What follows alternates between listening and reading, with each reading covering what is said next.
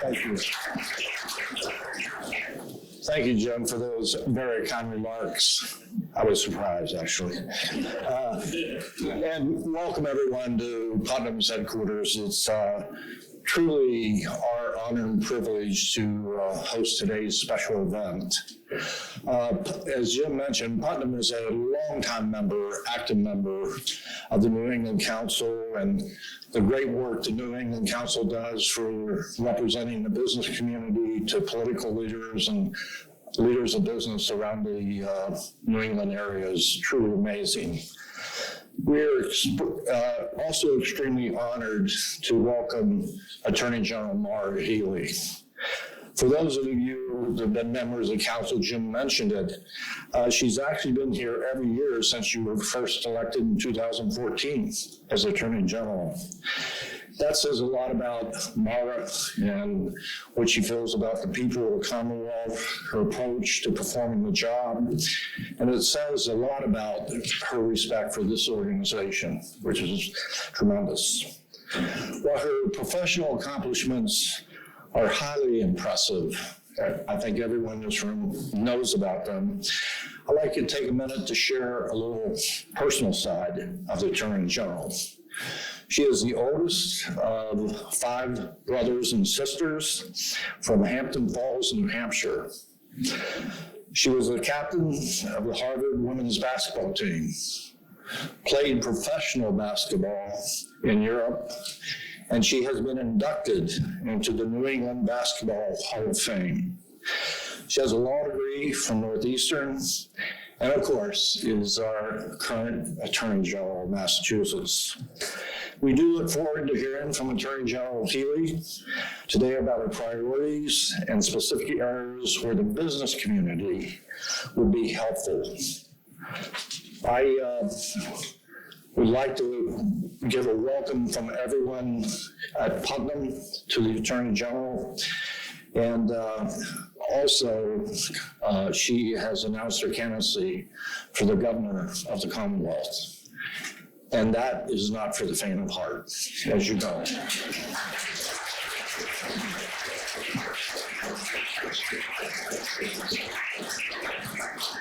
We look forward to some interesting comments, and I now would like to welcome to the podium Attorney General Maura Healey. So much. I appreciate it. I appreciate it. Thank you.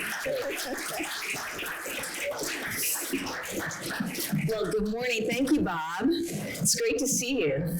I know I was struck. I was sitting next to Bob, and I was looking at his tie, and then I was looking at the emblem, and I did not appreciate that Putnam was started by a Judge Putnam, because I'm like, wait a second, I recognize this. It looks like Scales of Justice, in my spaces. And then you told me it was Judge Putnam, and he had this concept of the prudent man rule. Well, that was a long time ago. Prudent person rule. But I get it. That's cool, right? Risk reward. So I am feeling a particular affinity this morning with my office, the People's Lawyer, and Bob Reynolds and Putnam Investments. Thank you. Thank you. All kidding aside, it's great to see you. Thank you for the introduction. And you brought up the basketball point. I'm obviously a point guard. So I, at one point in time, had decent peripheral vision, but this is really testing me. This room. Oh, we're going to work with it. We're going to work with it this morning. It is so nice to be back. Jim, thank you so much for keeping things going, and thank you to all the council members who have kept things going. It has been an honor for me to be able to be with you every year, and so much better to be in person. And wow, what a few years. Driving downtown, I'm struck by the fact that there are a lot of places still emptied and hollowed out. I was talking to Bob Sullivan, who runs security downstairs. He says today maybe 2,000 out of 4,000 people are back. Certainly better than the 100 or so that were coming in during the height of COVID. But I recognize we're all confronting new few areas when it comes to return to work and what that means. And I share in that. My office is open. I've extended an invitation to folks to allow them to continue to work remotely up to a certain number of days a week. And actually, we've been quite productive because until we really fix our transportation system, they've benefited from the reduced commute times, I will say that. But obviously, the continuity of being together, there's nothing like that in terms of the energy and the ideas and the like. So we are trying to work our way through this. I just happen to be the CEO of a 600-person shop. Many of you are involved in bigger endeavors, but I think we share in some of the concerns we have about how we support our teams, our employees, how we think about new growth and investment and where we're going to situate. And this is hard. This is hard. So I give credit to all of you for all that you've done to work through this to date. I want to say something too about something we're more comfortable talking about after the last few years, but I always want to talk about it, and that's mental health. During the last few years in my office, we actually started a really robust effort around wellness. And I don't know about you, I don't know a family right now in our state that for one reason or another, at some point, isn't needing now or will access to mental health, behavioral health services. Whether it's for a substance use disorder issue, anxiety, depression. You know, I know for parents, it's been really hard the last couple of years. For your young people, it's been really hard. There's a lot of deficits. There's a lot of things that we are going to have to figure out as a way, as a Commonwealth, to strengthen. But right now, and there are a whole bunch of reasons for it, we need to, as a state, figure out how we can better improve access, I know, to mental health services. And we can get into reimbursement and we can get into the federal structure and all that stuff needs work. But I'm just saying together we need to figure out a way collectively to train up and get more people in positions where they can provide the kind of intervention, the kind of service that our young people in particular need, but so many people across this state need. And as an employer, I know I'm particularly mindful of that because it's so foundational. It's so foundational. And the ripple effects of, you know, an employee who has to worry about a young person who may be hospitalized and may have spent a couple of nights in the emergency room trying to get access to care. It affects our teams, it affects our people, and we've all got to be really, really mindful of that. And I think it's okay to acknowledge it. And it's okay to acknowledge that, you know, different folks are dealing with depression and a whole bunch of things. But getting through that, I think, starts with acknowledgement. So I just want to acknowledge that today.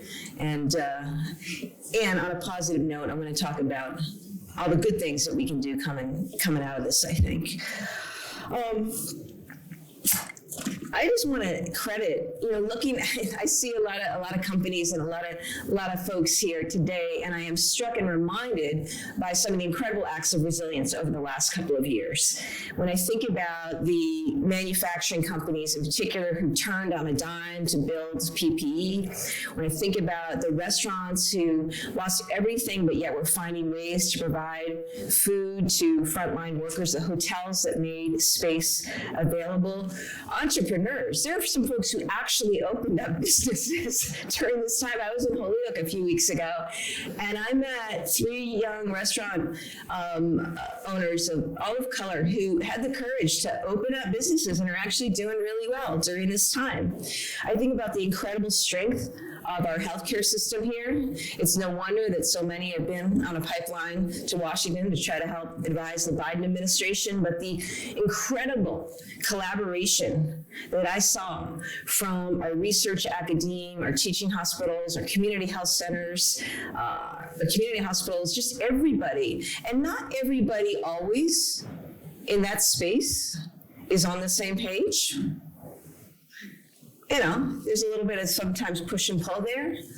And I just credit everyone for rising above and stepping forward and doing what needed doing to literally save lives during that time. That is something special about Massachusetts. It is something that we just need to acknowledge, and I think I just wanted to give thanks for this morning. You know, COVID to me, I don't know about how you feel. COVID to me, maybe the only there's no real benefits to COVID. I just want to acknowledge that. Other than maybe for some of us, we didn't wear heels quite as often. And guys, I don't know. I mean, I see more beards now. I see fewer ties. It's kind of catapulted a whole new, that's all good. That's all good. I think one thing that might be good, that I want to make good out of this experience, is that so much got disrupted, dismantled, all norms sort of destroyed, right? And I think what that forces and what that gives us now as a state is a way to build forward in innovative and new and different ways. And sometimes that's hard, you know, and it wouldn't happen just with the natural course of things. I think about telehealth, for example. Through no fault of anyone, I don't know if we would have had a telehealth bill, but we have telehealth now. It's just to say there are things about this that are now giving us opportunities to do things and to dream of things that we haven't thought of before, that we never thought were probably possible. And the only way we're going to do that successfully is by working together. That's one thing, and maybe it does go back to my point guard days, because the greatest statistic, of course, for any point guard is the assist. It's about teamwork. It's about getting players to work together. And I think that's what I've tried to be about in my role. Last week, looking at Mayor Driscoll, last week a number of us I stood with mayors because my office went after, as many of you know, a number of the opioid manufacturers, and we were able to secure a settlement bringing back over $500 million to the state of Massachusetts, which was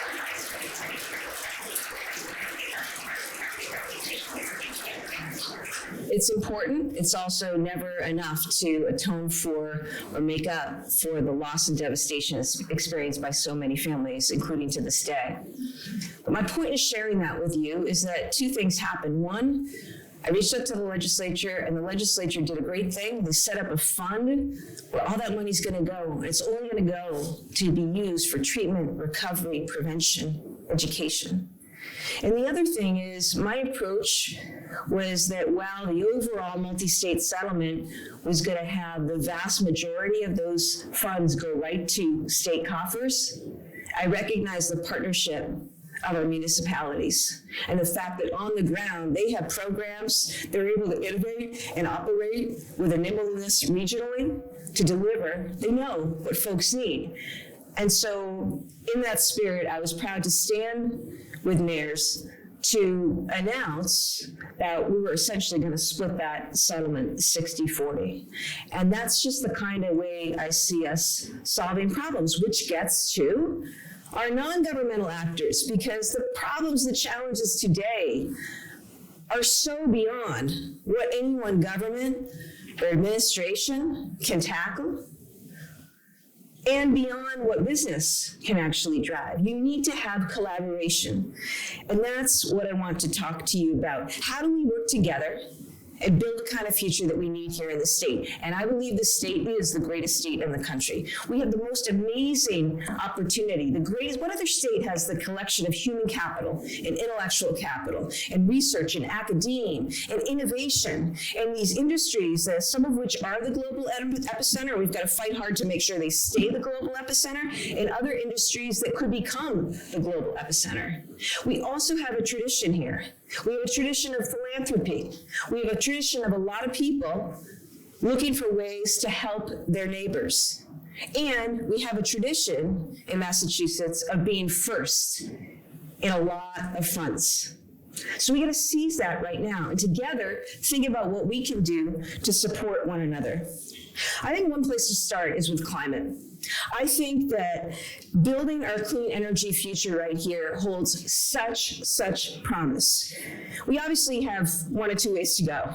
We're going to do something significant, or we're going to fail. And I'm not interested in either of you in failing. We know that it's estimated that the American economy could lose $14.5 trillion over the next 50 years if we fail to swiftly decarbonize.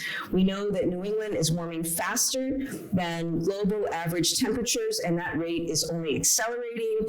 We know that our urban centers will overheat, and rising sea levels are going to erode our beaches and coastlines. We know, this is scary, the World Bank put Boston at 8th in the world in terms of being most vulnerable to flooding. And our commercial real estate, you won't know all this, I know all this. The price tag we can predict. But I want to move from the negatives to the positives. I believe it's the greatest opportunity that our state and our region has seen. And that climate inaction also found that we could grow our economy by $3 trillion by 2070. If we do this right, if we seize this moment, we will make Massachusetts the clean energy capital, not just of the country, but of the United States, but of the world. Because, and I know, having been out there, it is amazing what's going on. We have this opportunity to create jobs, to train our workers, to build a cleaner, healthier, more resilient region. And so much of the clean tech that is going to power where the market is taking us anyways. You know where that stuff is? It's within about 5 square miles of here for the whole world. So shouldn't we be the ones able to first take advantage of that? That's my view of this. Now we know that business already understands this. We see businesses stepping up in a number of ways, reducing emissions, investing in new technologies, producing more climate-friendly products, reducing commute times, all good work. But government needs to step up in significant ways as well, and that includes this dramatic investment in offshore wind. Our waters off the coast have the potential to be the largest technical offshore wind producer of any state in the contiguous United States. And I just want to think about that for a second. Massachusetts, this is actually where it's at. We have this resource. We can supply 130% of our electric generation with just offshore wind, which could save the state $2.1 billion yearly. But we need to act. Now, the legislature passed landmark climate legislation. They are working on additional legislation as we speak. And this is a critical step forward as we think about our investments in offshore wind, what we need to do to modernize the grid, and what we need to do to build those transmission lines so that the stuff that's actually generated off the coast gets to our businesses, gets to our homes across the state. I'm excited talking to folks in this space about the opportunities for jobs inland. There's a lot of potential for manufacturing and other jobs associated with this industry that actually can be in Central Mass, that can be in Western Mass. So this is exciting as I think about, again, Mayor Driscoll in Salem, that's great, New Bedford, that's great, stuff's happening on the coast, but also this is an opportunity for us across our state, and that is important. Utilities shouldn't be the only entities buying this energy. I think that corporations, municipalities, nonprofits can meet their own clean energy goals by buying directly from the wind companies. Solar is an important part here. I'm excited about the possibility for rooftop solar in particular. And we're going to continue as an office to push in ways that we can. You know, the tragic Columbia gas explosion resulted in a $56 million settlement with our office. And we're using that money to put it back directly into communities in Lawrence, in Andover, and North Andover to help low and moderate income homes begin a transition to clean energy. Well, what does that mean? It means redoing all the electrical stuff. It means installing actual insulation in windows. And this is house by house. But it's important. And if my office can be helpful with that kind of money and directing it that way, I think it's part of what we need to do. And this will include, in some of these places, new roofs, heat pumps, and all of that. We're working to remove some of the financial, linguistic, and construction barriers, we have to acknowledge that, for these communities as well. And every decision, I promise you, is being made in partnership with our community leaders. Another challenge that we have in the state is workforce. I don't know an industry here that doesn't have an issue right now with workforce. And I don't think it's a jobs problem. We have jobs. We just don't have the people who are ready to go for whatever reason or another. So what do we need to do about that? The competition out there is fierce. I know. And we've got to figure this out. So, I recognize a couple things. One, Massachusetts is incredible a state as it is, and it's also expensive to live here. And I know that that's part of an issue in terms of recruiting, retaining your workforce talent. I also know that there are a lot of jobs for which one may not need a 4-year degree or a PhD. But what do we need to do to better accelerate and match up opportunities and trainings, vocational schools, community colleges, other higher ed, but really, I even think about pipelines going back to middle school. What do we need to do to quickly, accelerate people, prepare them for jobs that are available here today in the Commonwealth? And some of that good work is already going on. There's a lot of that good work already going on. But we've got to really put our foot on the gas. That's a bad thing to raise, I know, right now. I should not, my team's looking at me like, why did you say that? I'm sure. But I mean it, like we've got to go. We've got to really hit go on this to make sure, what's the inventory of the kinds of jobs we have right now, right? And what do we need to do to train up as quickly as we can? And it's probably going to have to come in stages, people who are ready to go. And that does get to the high cost of living as well, this whole workforce issue. Housing, transportation, culture, childcare, all this feeds into whether people are going to choose to stay in Massachusetts. Housing may be the number one issue. So I go in a lot of rooms these days, and I'm in a lot of places. And I've got to tell you, housing costs are the one or two, that's the biggest issue on people's minds across the socioeconomic realm.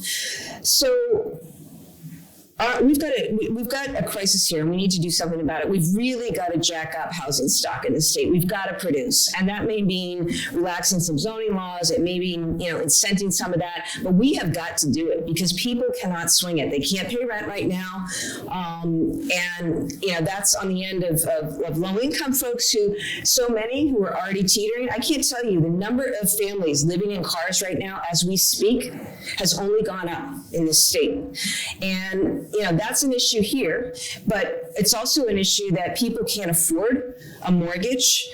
People can't afford to stay in the state. And so I understand, that's why we see, unfortunately, people going to Texas and North Carolina and Florida. So we have got to get on that. And one thing is really boosting our housing stock and finding ways to address the barriers that are holding that back. And I'm all in for that. The Baker administration, the plan to situate housing by transportation hubs, that's a good plan. It makes a lot of sense. We've got to go with what's working, and then we got to find ways to otherwise expand. And for a lot of us who talk about racial disparities, we care a lot about racial disparities. I know I left private practice to become the head of the Civil Rights Division many, many years ago. We've got real racial disparities. But all of how do you create wealth in this country? You die, someone dies, and you inherit it, and that must be nice. Not that someone dies, but that's what you inherit. You win the lottery, or home ownership. And so, how do we get more people on a path to home ownership? And right now, it's out of reach for too many across the state. Again, we're not just talking about affordable housing and lowest income. We are talking about a range of incomes that aren't able to hit that. So let's deploy the ARPA funds strategically. Let's talk more about this, and let's have this conversation in the context of both housing and transportation. The other thing is childcare. Right now, we're down 10% in terms of the slots that we had. We had about a third to a quarter of our childcare centers closed in the state during the pandemic. Women right now are at our lowest participation rate in the workforce as we've been since Ronald Reagan was president. Really, since 1988, all that wiped out. And a reason for that is childcare, because you're doing the calculus of paying 15, 20 grand a year for childcare versus staying home, and it's a real issue.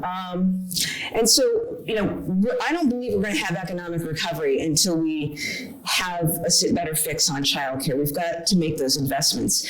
And that's why I've joined with business groups and labor and child advocates from across every region in the state in supporting Common Start. It would work to make childcare free for low-income families and make sure that no family pays more than 7%.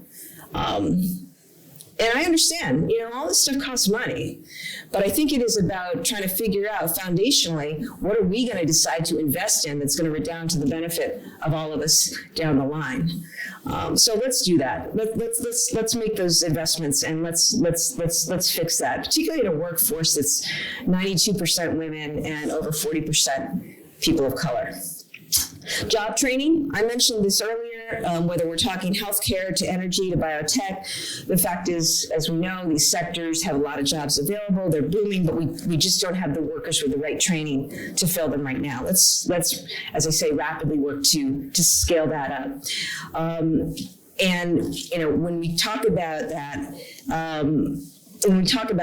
I want to.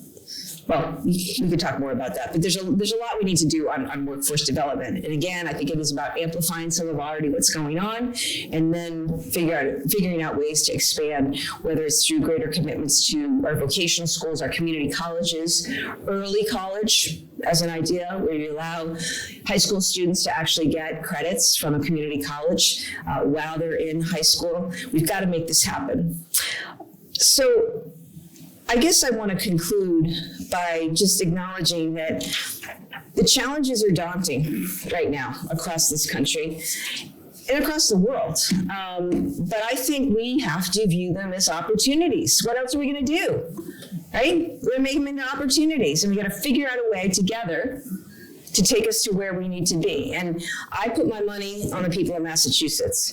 If there's anyone who's going to be able to figure this out, and I broaden that, of course, because we're the council, and I grew up in New Hampshire, all right? So I will extend the Massachusetts ethos. And Maine, of course, and Massachusetts we were one at one time. I'm trying to figure out a way to credit and bring in Rhode Island and Connecticut right now.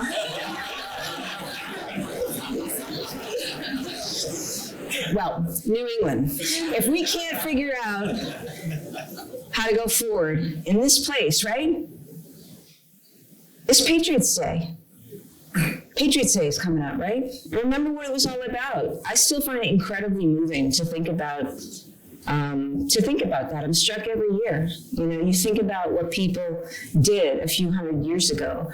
This is where our country was born. This is where our democracy came from. And our nation has seen any number of challenges through history, but we have a history of rising above those challenges. And I hope that will inspire and empower all of us to do what needs doing and to come through this and to go to places that we haven't even imagined yet. Thank you so much, Jim. Thank you to the council for having me.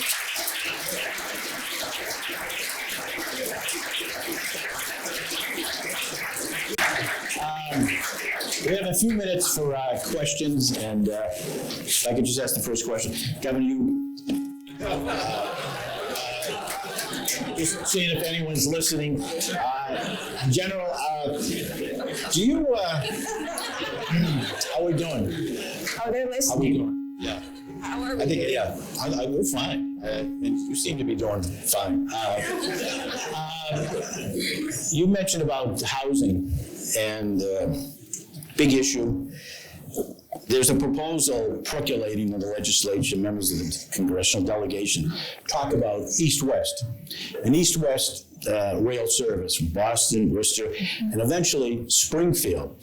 And the reason they say that is that people in the greater Boston area who may have difficulty finding access to a home, if they go further out western part of the state, they may be able to be a first-time home owner, but they need the transportation. And your thoughts on that kind of proposal that's out there? Well, I'm all for it. I am all for investments in infrastructure and transportation, and I support East West Rail. I think it is important for a bunch of reasons to create and improve our transportation system. It's also why I supported South Coast Rail. But investments in transportation, it's really fundamental. I also think it's not the be-all and end-all, because with it, part of it is, we should have a Commonwealth where it's not just driven out of Boston, right? My goal is to really create economic opportunities and development opportunities across our various regions. And so I think you have to do both.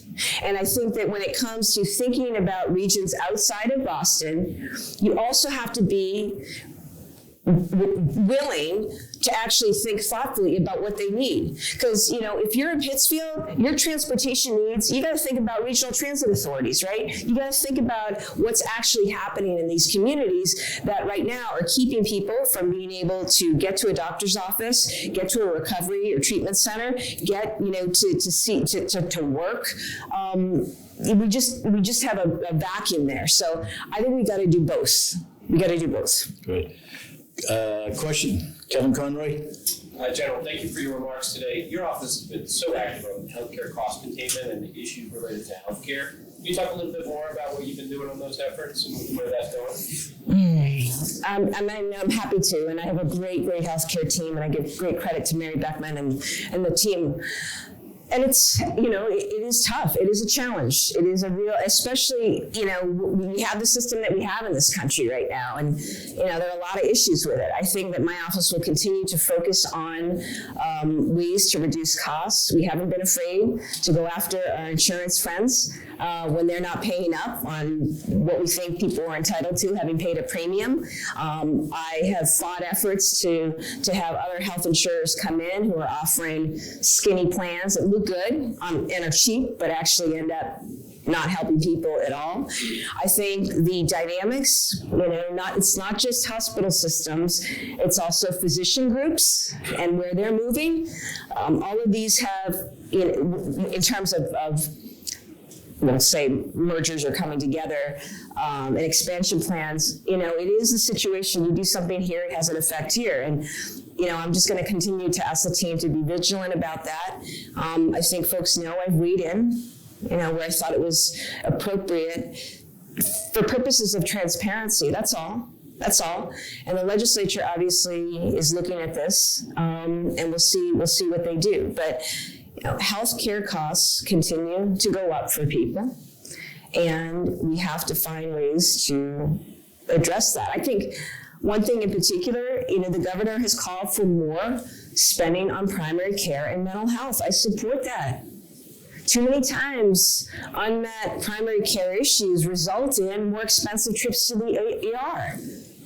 So I think some of it, is that. And mental health, absolutely, I think is a really important investment in this space.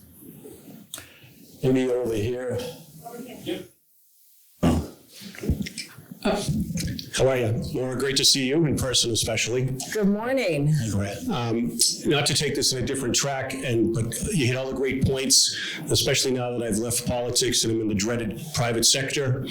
I love all what you're saying, but it was always great to work with you in your office for the many years I served as chair of the Public Safety Committee in the House. In light of the events in New York City yesterday, what are your thoughts on, as we go forward through Marathon Weekend, and balancing public safety with all the great work we've done on criminal justice reform over the last few years? It's great to see you, Hank. Great to see you. I was out in your region a little bit yesterday. I did a chamber speech in Southbridge, and then I got to go to opening day for the Woo Sox.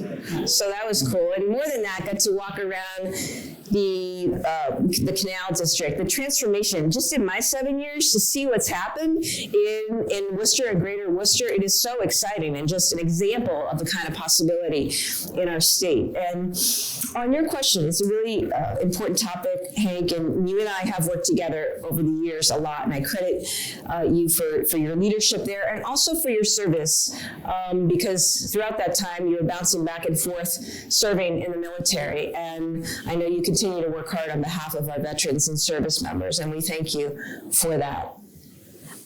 I don't believe these things are either or. I believe that we can support strong policing and public safety and also address racial disparities. There are too many people. I mean, everything's getting weaponized these days in terms of language and topic, and it's just so unhealthy. So unfortunately, you see, some of that, but I just insist that doesn't have to be the case. I am proud to have supported the criminal justice reform bills, police reform bills that the legislature passed. We now have a commission. I had appointments to that commission where they're going to look at training police officers and also the ability to certify and decertify when there are problems. And I also remain committed to supporting funding for police officers and what they need, who are called upon in this time to do things that haven't been done before. Mental health training, implicit bias training. So many of the day-to-day engagements involve issues of mental health, domestic violence. It's a lot of community caretaking, overdoses.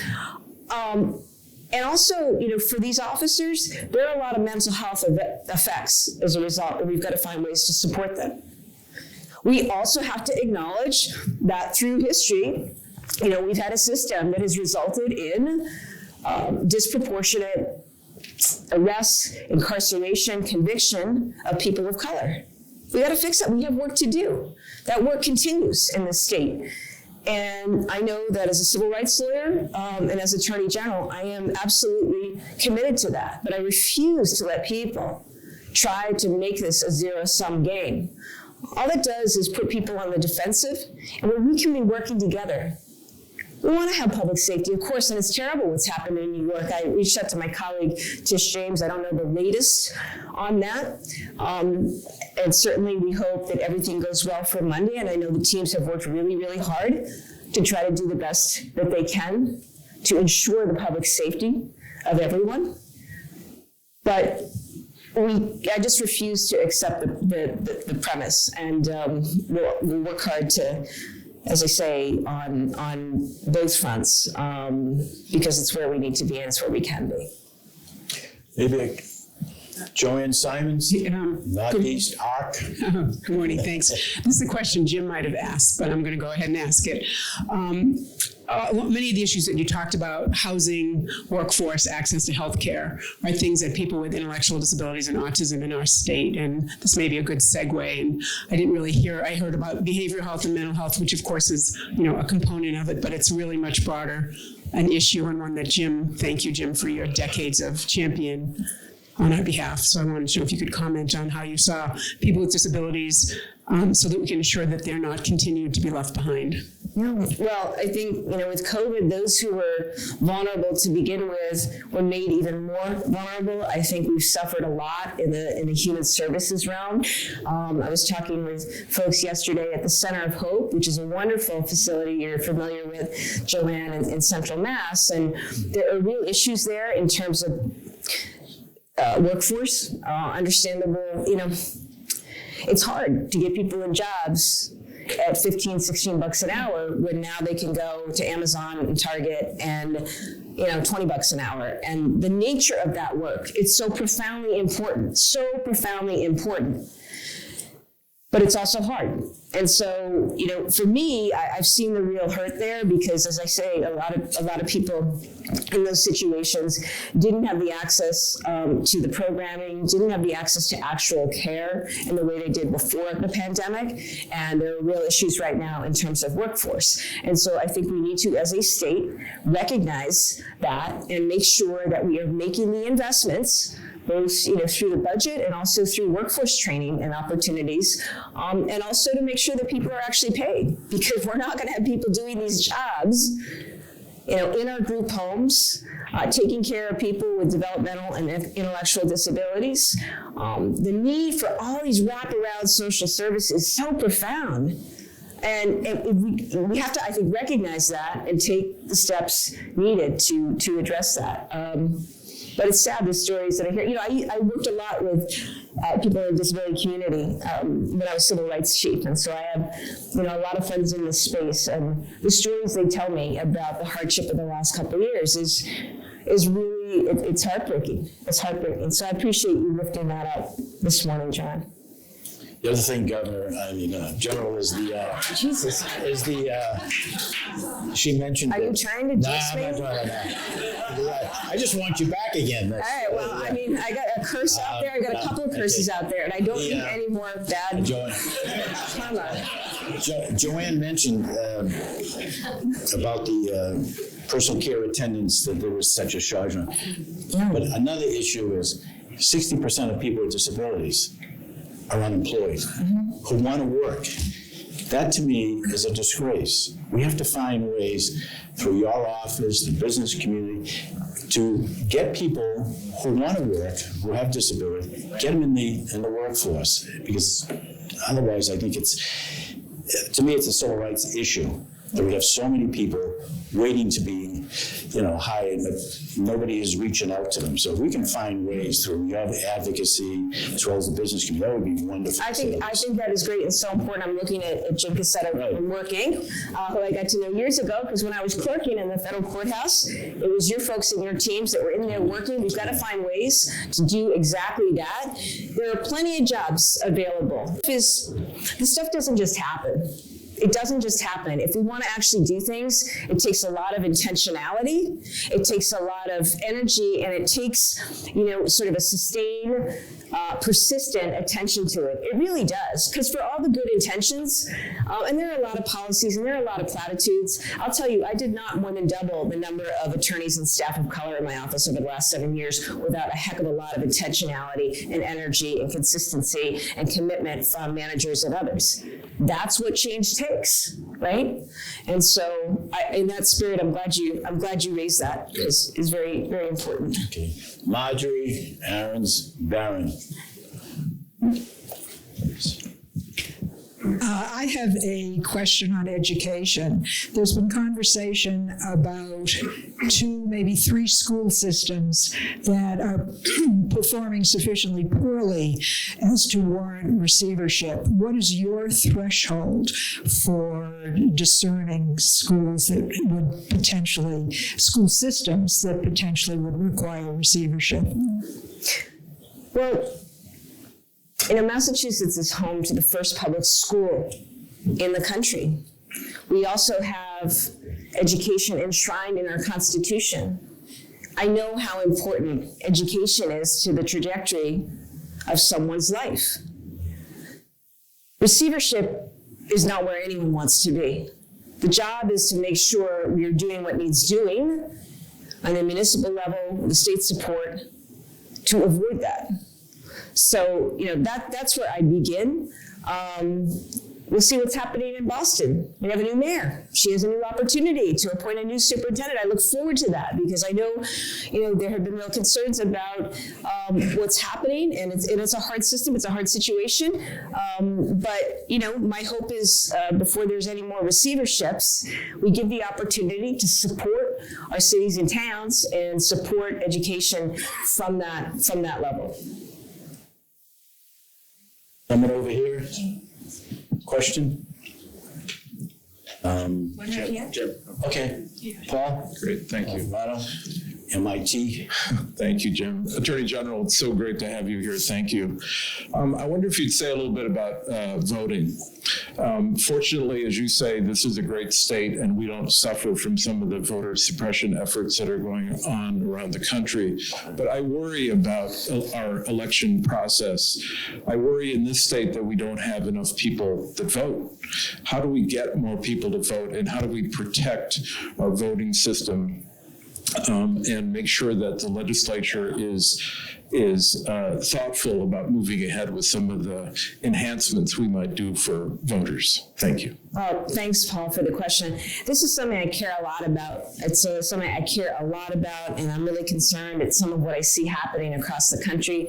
I think here in Massachusetts, we did certain things during the pandemic on voting that I think we should just bake in and have it be the way going forward. They work.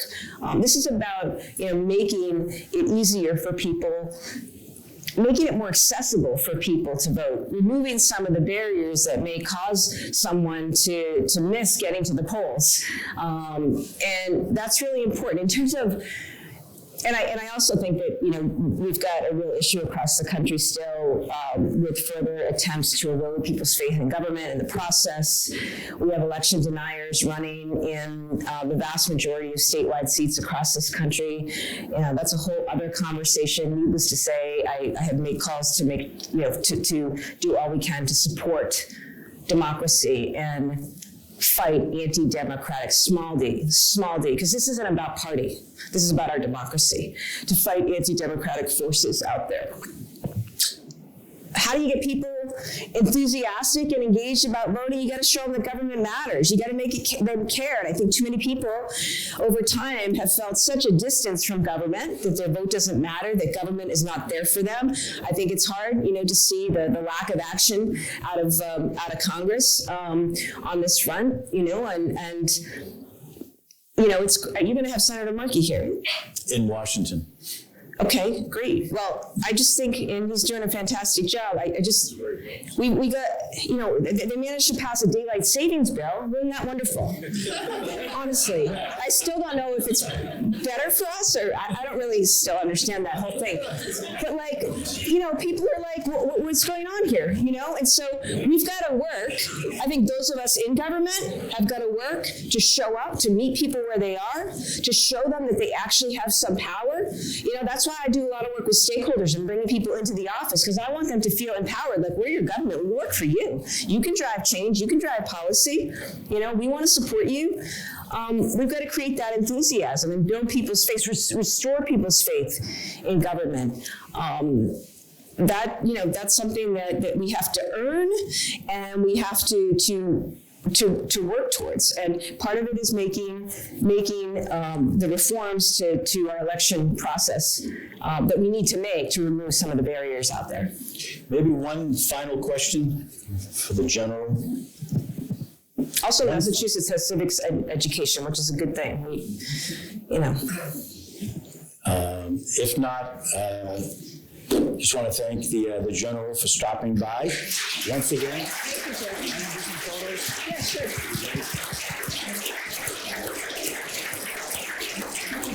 Thank you. And the Attorney General will stay.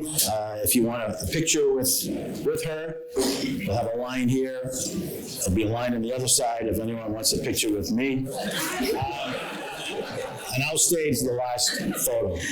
Don't worry.